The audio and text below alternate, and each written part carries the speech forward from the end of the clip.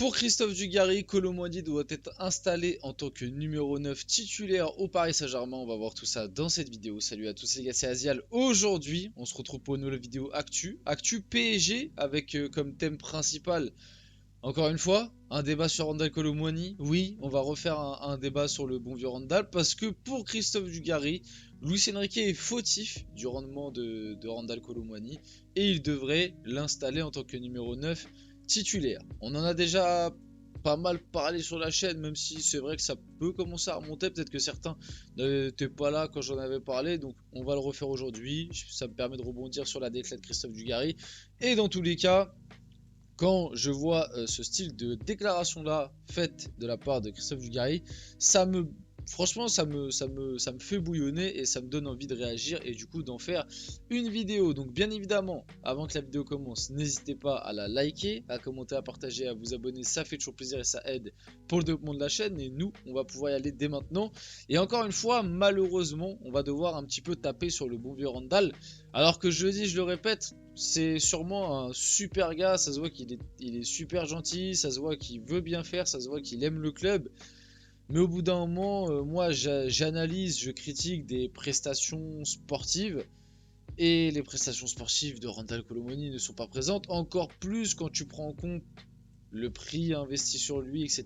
Même si je sais qu'il n'est pas responsable de ça, mais malheureusement ça fait partie de l'analyse. Si Randal Kolo Muani avait coûté 5 millions, bah oui, on n'aurait pas les mêmes avis, mais c'est logique, parce qu'on aurait pu peut-être recruter un mec à côté qui aurait coûté 90 millions, mais un mec vraiment d'une valeur de 90 millions. Là, le problème, c'est qu'on a claqué 90 millions sur un mec qui, en réalité, sur le terrain, a un rendement d'un mec de 20 millions. Donc c'est un peu ça le problème, et c'est pour ça que malgré tout, le prix rentre en compte. Donc, Christophe Dugarry tacle la gestion de Luis Enrique avec Randal Kolo Muani. Franchement, moi je commence à en avoir marre.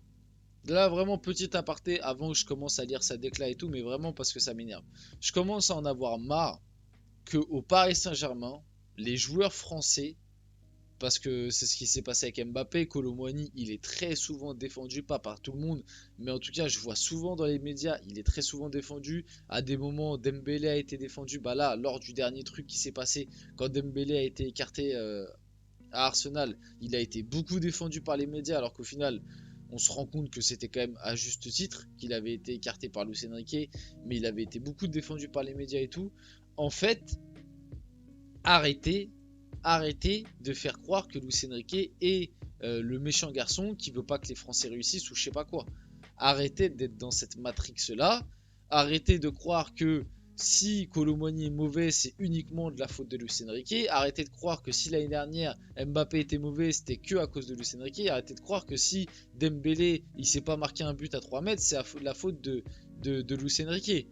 Moi, je trouve que depuis que Luis Enrique est arrivé, il y a, et je parle pas de l'avis populaire, je parle pas des mecs sur YouTube, je parle pas tu vois, des mecs, on va dire, dans la vie de tous les jours, tu vois, moi quand je parle avec mes potes ou avec d'autres mecs de foot dans la vie, ils ont pas forcément ces avis-là. Mais dans les médias, j'ai l'impression qu'il y a un truc qui est en train de se créer depuis l'arrivée de Luis Enrique, à chaque fois qu'un joueur est pas bon, on va dire que c'est de sa faute, de la faute de Luis Enrique. Pas la faute du joueur, pas que le joueur... Tu vois, tu peux expliquer. Moi, je l'ai déjà expliqué des centaines de fois. Kolo Muani, c'est très simple. C'est un joueur qui, de base, n'a pas le niveau pour le PSG, n'est pas du tout le profil adéquat à ce que recherche Luis Enrique. Et en plus de ça, c'est un joueur qui est au fond du trou en termes de confiance. T'allies ces trois trucs-là, bah forcément, ça donne un joueur qui est pourri. Ça donne un joueur qui est pourri au PSG. Sauf qu'au bout d'un moment, on est le Paris Saint-Germain. On va pas attendre 2 ans que tu te relèves petit à petit. On va pas attendre 2-3 ans que tu t'adaptes, que tu commences à marquer 2-3 buts. Au bout d'un moment, on est le PSG. On n'a pas que ça à faire.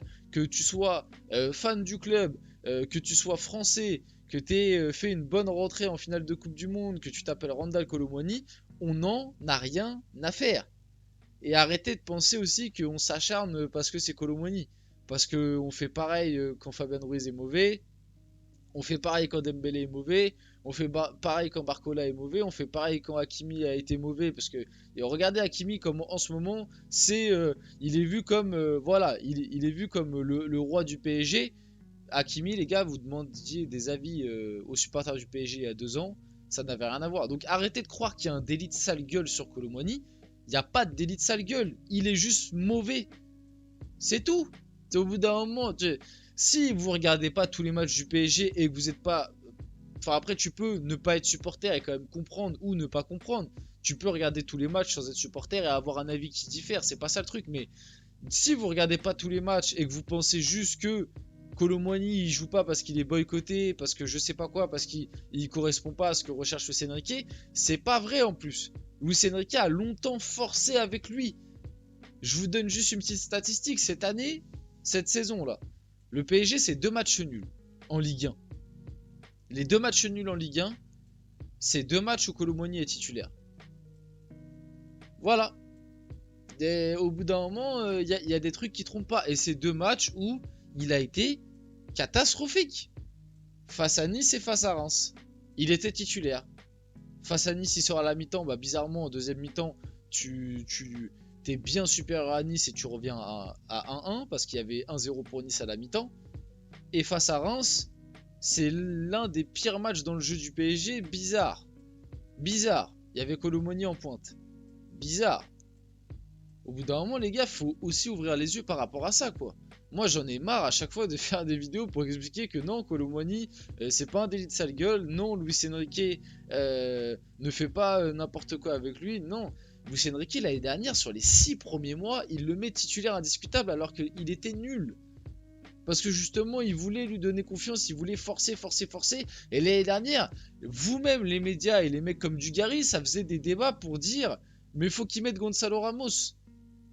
Et cette année, maintenant qu'il met plus Kolo Muani, ça dit ouais mais en fait faut remettre Kolo Muani, mais vous savez pas ce que vous voulez en fait. Non, moi je veux pas mettre Kolo Muani. Je vous jure, je préfère jouer avec Lee Kangin qu'avec Kolo Muani. Parce qu'au moins Lee Kangin, il est utile dans le jeu. Mais et encore, je le dis froidement comme ça, moi Kolo Muani au PSG j'y crois plus. Mais je pense qu'il peut avoir un petit rôle d'impact player. Vite fait. Parce que bon, sa dernière rentrée, est-ce qu'on peut parler de sa dernière rentrée face au PSV, les 10 minutes là?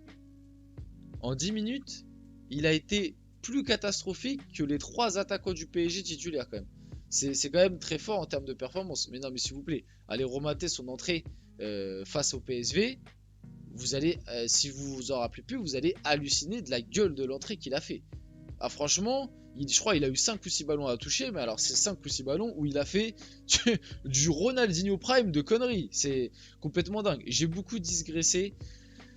Dugarry a dit il marque avec les Bleus et parce qu'il ne rentre pas dans le système de Luis Enrique à 90 millions, il est laissé sur le côté dans une équipe qui n'a pas d'avant-centre. Mais c'est pas vrai. C'est pas vrai. C'est pas vrai. Il est laissé de côté là peut-être en ce moment, mais il ne l'est pas depuis son début d'aventure avec le PSG. Il est laissé de côté là en ce moment. Pourquoi? Parce qu'il est mauvais. Et arrêtez de me dire qu'avec l'équipe de France il marque, parce que même avec l'équipe de France il est mauvais. Est-ce qu'on peut parler de son match là? Parce que lors du dernier rassemblement, tout le monde l'a saucé. Ah oui, il a mis doublé face à la Belgique. Le match face à Israël, qui s'est passé 3 jours avant. Il était titulaire, je crois, 90 minutes.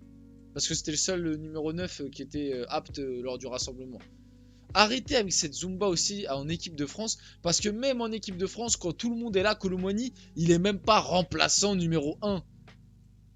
Quand tout le monde est apte et présent, quand il y a Mbappé, quand il y a Marcus Thuram, quand il y a Barcola, quand il y a Dembélé, quand il y a Kingsley Coman, Kolo Muani c'est même pas le remplaçant numéro 1 et encore moins le titulaire. Donc arrêtez cette Zumba de il marque avec l'équipe de France. Oui, il marque. Mais on en revient au truc de Mbappé, c'est pas parce que tu marques que t'es bon ou que t'es bon dans le jeu ou quoi. Même si je dois être honnête, face à la Belgique, il fait un bon match. Ensuite, il dit, ça fait 2 ans que vous attendez que Luis Enrique vous amène finale de LDC et vous êtes prêt à attendre. Par contre, la patience pour Kolo Muani, il y en a 0. Mais parce qu'avec Luis Enrique, on a vu des trucs. Avec Kolo Muani, j'ai rien vu depuis qu'il est au PSG. Mais qu'est-ce que Kolo Muani a montré en 1 an et demi au PSG? Il a montré quoi? Luis Enrique, on a vu des trucs. Luis Enrique, on a été en demi-finale de Ligue des Champions, triplé national. Kolo Muani, c'est quoi? Kolo Muani, c'est quoi depuis qu'il est arrivé au PSG? Qu'est-ce qu'il a fait? Qu'est-ce qu'il a montré? Dans quel match important il a tiré son épingle du jeu? Citez-moi un bon match de Kolo Muani. Moi j'en ai un. le 4-0 face à Marseille l'année dernière au Parc des Princes. Pour moi, c'est le seul bon match de Randal Kolo Muani depuis qu'il est au PSG. C'est maigre. C'est maigre en 60 matchs, je sais pas combien, peut-être 50 matchs joués. 1. Le ratio est très faible. Et encore, c'était face à un Marseille qui était catastrophique. Mais vas-y, c'était le derby, c'était Marseille. Il met son but en plus, si je me rappelle bien, 4-0. Et je me rappelle qu'il avait été bon, donc vas-y, on dit rien. Et en plus, pour finir, Christophe Dugarry qui défend Kolo Muani sur les critères de l'âge, répétant qu'il a 22 ans alors qu'il arrive sur ses 26. Ça aussi, c'est un truc qui est très drôle. C'est qu'on voit Kolo Muani comme un jeune crack alors qu'il a le même âge que Mbappé. C'est un peu le syndrome Colin Dagba, ça. C'est Colin Dagba, pendant des années, on a dit ah, il est jeune, il faut lui laisser du temps, alors que le mec il avait 24 ans. Enfin bref, on finit la vidéo là-dessus. J'espère que cette vidéo vous a plu. Si c'est le cas, n'hésitez pas à la liker, commenter, partager, vous abonner. Les gars, c'était Aziel. On se retrouve très rapidement pour une prochaine vidéo.